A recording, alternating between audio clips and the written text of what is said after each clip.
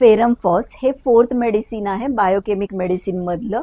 मला ॲक्च्युली आज का आठवलं हे मेडिसिन्स, तर अगदी सर्दी, खोकला, टॉन्सिलायटिस, कुठलंही बॉडीमधले इन्फेक्शन असेल तर त्याला बरं करण्यासाठी कुठलं सप्लिमेंट वापरत असेल तर ते आहे फेरमफॉस.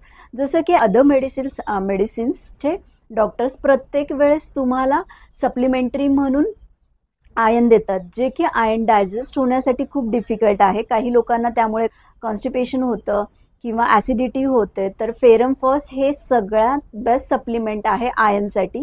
ॲनेमिया म्हणजे रक्त कमी असेल, आयर्न कमी असेल, HB कमी असेल तर या तक्रारींसाठी फेरमफॉस वापरलं जातं. सेकंड थिंग, बॉडीमध्ये कुठलंही इन्फेक्शन असेल जसं की टॉन्सिलायटिस, युरिन इन्फेक्शन, सर्दी, खोकला, तर हे लवकर बरं होण्यासाठी फेरमफॉस वापरलं जातं.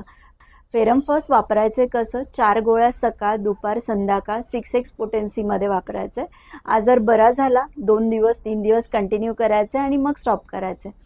फेरमफॉस वापरूनही ॲनेमिया ठीक होत नसेल तर तुम्ही क्लिनिकला कॉन्टॅक्ट करू शकता किंवा ऑनलाईन मेडिसिन्स ऑर्डर करू शकता.